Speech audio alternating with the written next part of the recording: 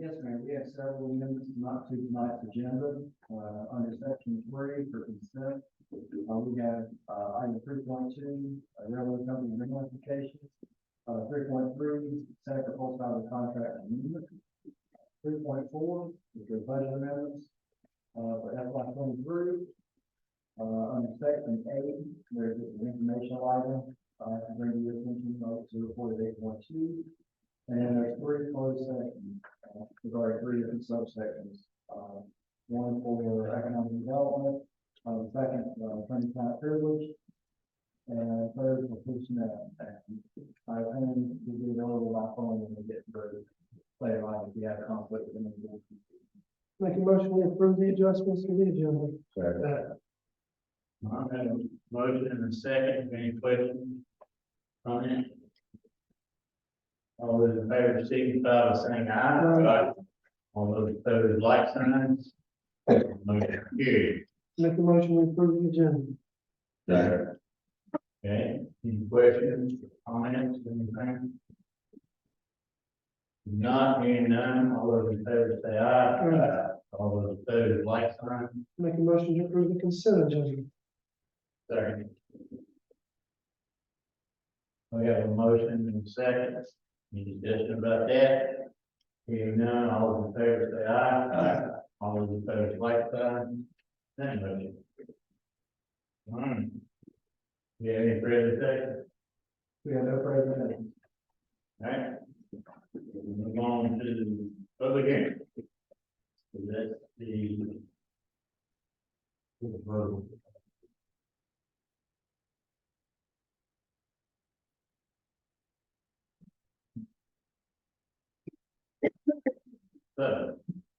So again, 5.1 Mid-State Development Center. Public hearing. Good afternoon. This is case R23-0601. This is a public hearing for Mid-State Development. The owners of the property are Mid-State Development Center LLC. The applicant is Mike Asmus. The request is to rezone 4 parcels from heavy industrial and agricultural residential to highway commercial. In total, the parcels combined equal approximately 43.023 acres. As you can see from the subject property map, the parcels are located north and south of US Highway 64 and to the west of Stockyard Road and Ellington Drive. The zoning map shows that the parcels to the north are zoned as heavy industrial, and to the south, the parcels are zoned as agricultural residential, as well as each the 2 parcels to the south having a portion of the property currently zoned as highway commercial. And you can see those are counting in the pink area. The land use map shows that this area should be developed as mixed use to the south and industrial to the north. The properties are currently vacant. Highway commercial is primarily used for developments or uses that are generally best served by having access off of a major roadway and thoroughfare. The only use and only the uses allowed by right, if the zoning goes through, you'll be allowed to go on the property. If the applicant decides to do a use that requires a special use permit or a conditional use permit, they will have to go through and come back to the board and request those actions in a separate application. The use, whatever use is decided to go onto the property, would be still subject to the development standards identified in the ordinance for that zoning district. The properties to the south that are adjacent to other agricultural residential development We'll have to provide a 10 feet buffer, which is, one of our more stringent buffers. So they'll have to provide, 20 foot buffer between their property and any adjacent residential, residentially zoned property.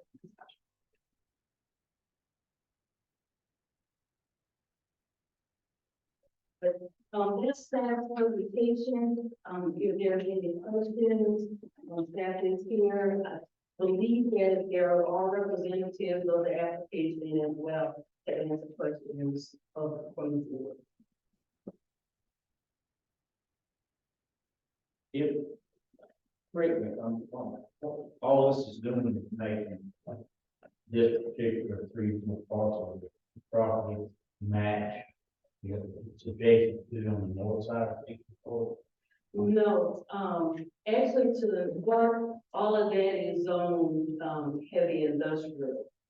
To the south, it's not going back.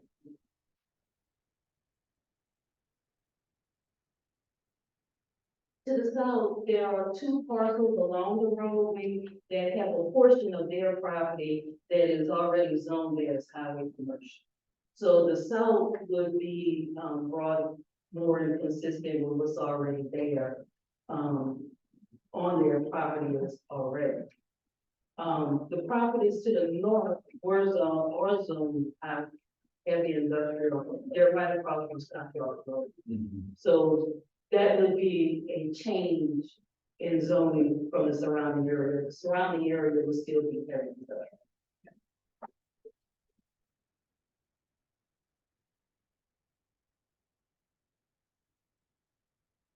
Anybody sign up to speak? No, sir. I need to speak again. Mark was supposed to be here, and I don't know if something happened to Mark. He's not here. You know. He didn't come.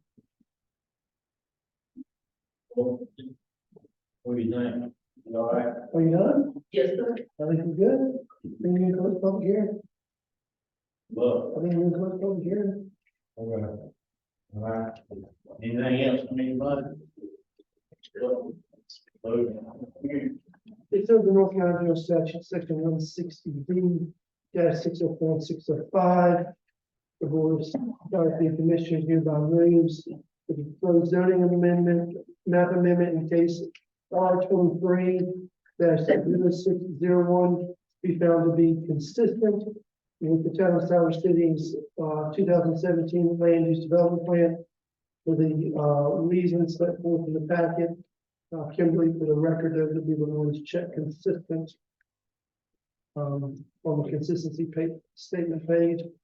And furthermore, the proposed amendment is reasonable within the scope of the land use development plan because the proposed land use is consistent and aligns with the area's designations in the LDP, and the proposed designation as requested will permit uses that are complementary to those existing on adjacent tracts.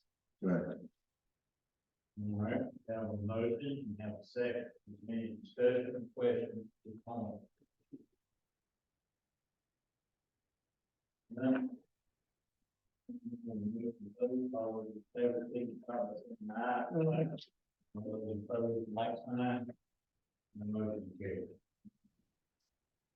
All right.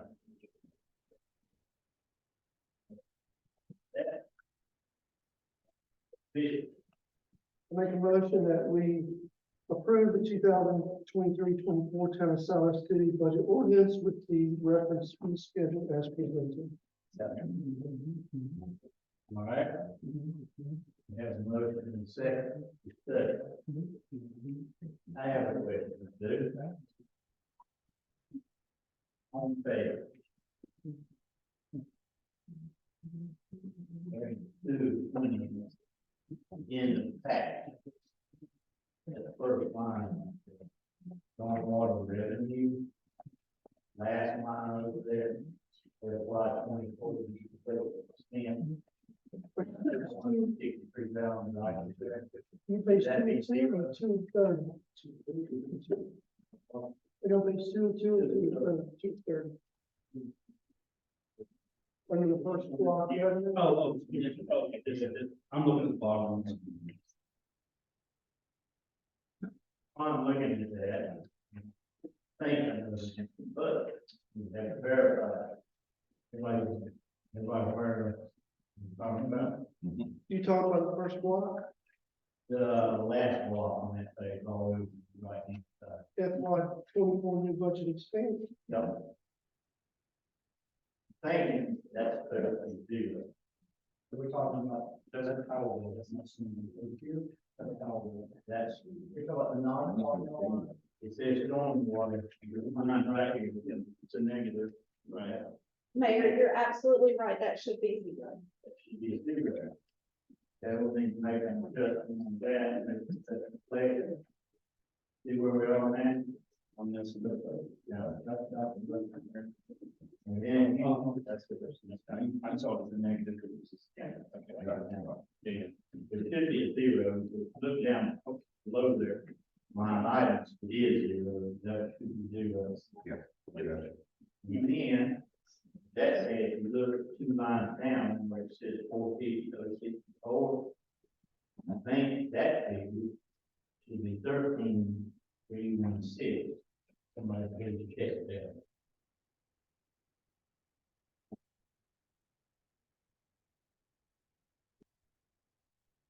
Deborah,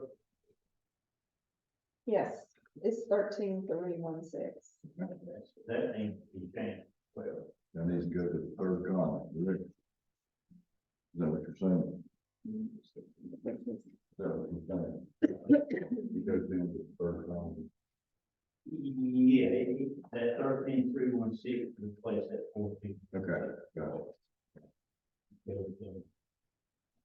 All right, I'm good. Now, correct if I'm wrong, the last meeting, we voted to, remove the stormwater water Comcast, that's what this request. that's correct. One question I had, I couldn't follow, didn't know where it was. The, expenses that we had, that were with, 5 million, where they wind up? That's what, I know they got scattered around different, but I couldn't figure out what it meant. So there were, some of it was eliminated, that's consequence of not having a program. Other costs were passed to Powell bill, which are where they currently are in the current budget. They would have been absorbed by the stormwater program because that's where they more closely align. For example, we do pay for an employee out of Powell bill that does, bulk collections. That would have gone to stormwater, so because that was pulled, stormwater program was pulled out, that cost is shifted back to Powell bill. I couldn't figure out what it meant. That's what's reflected on page 3.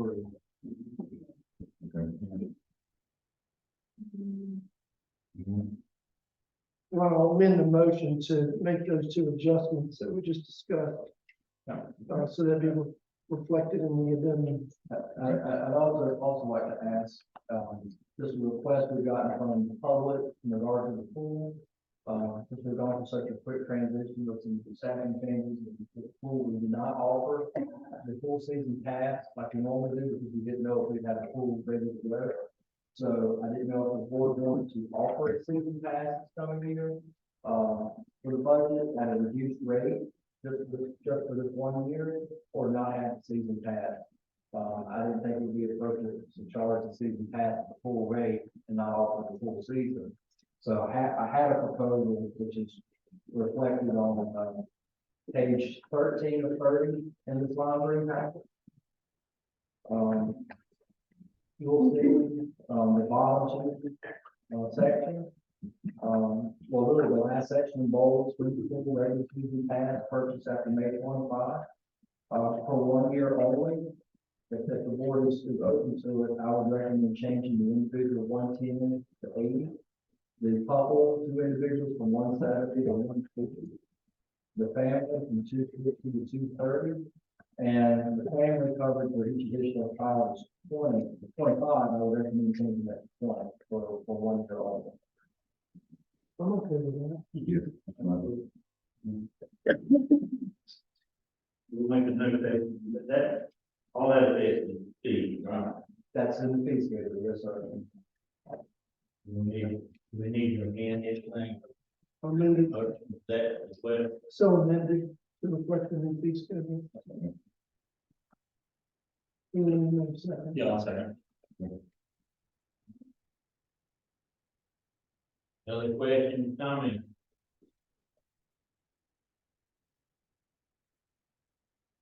Have a motion and a second. All those in favor of the motion, say aye. Aye. All those opposed, like sign. And none, that motion carries.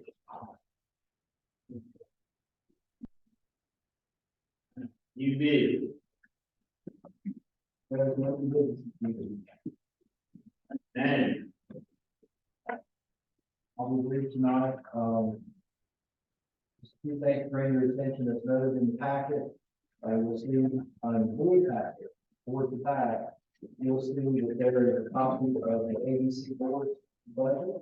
The transparency that included those 5 pages in the back of that packet for your review. No action is required. And then also as an informational item, Schedule G is provided at your table. To reflect items that we're not sure if they'll get paid out in the current year. As you know, our fiscal year closes out June 30, and these are items in question about whether they're to be paid by the end of the year based on where we are with receiving goods and services. So you could see these items come back in July for an amended budget. They're not new items, it's just items that have not been paid. So we won't know until the year closes out where that's going to be. One of the next year where potential issues there. And that's just for information, correct? That's all, that's just for information. Another thing, you may not have noticed coming in today, when you leave, take a note of the roof of town hall, it shows up red now instead of brown. We've had a vendor out here running pressure washing this roof. This past week, and they've done an excellent job, improving the appearance of the building. That's all there. Well, you mind different about what's in there? No, sir. And attorney, where is he? Well, because we're meeting on Tuesdays, instead of our normal Monday, he's having a meeting trial this evening. One of his other commitments. And we thought that. I think he paid differ with that. Are you gonna be with us soon? He said we could call. Everybody. Got good reports back overall generally from court reopening. Most folks were happy with it. Hank, I do need to get together with you this week, and we need to reach out to NY, she's the tropical coordinator of CRC court. Because we're gonna have that on Tuesday. So she needs to come tour the facilities this week if that's possible. We can get a time schedule. Can we get a time schedule?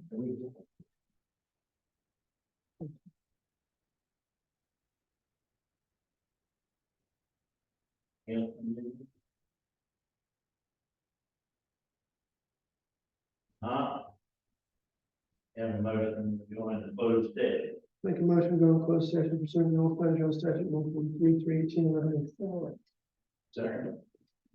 All those in favor say aye. Uh, Now, closed session.